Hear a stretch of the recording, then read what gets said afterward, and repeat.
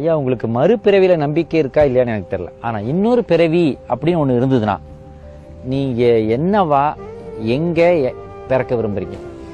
எனக்கு இந்த டவுட் தான், மறுபிறவி இருக்கா இல்லை எனக்கு தெரியாது.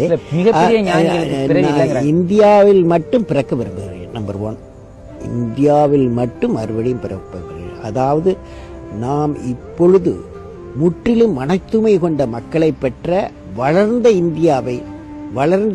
இந்தியாவை உருவாக்கும் பணியில் ஈடுபட்டு கொண்டு இருக்கிறோம். எனவே அப்படிப்பட்ட இந்தியாவில் மட்டுமே நான் பிறக்க விரும்புகிறேன். வளர்ந்த இந்தியா, மன தூய்மை உள்ள இந்தியா, இந்த 2 இணைந்த இந்தியாவை நான் பிறக்க விரும்புகிறேன். ரொம்ப அற்புதமான மக்களை சந்தோஷப்படுத்துறது.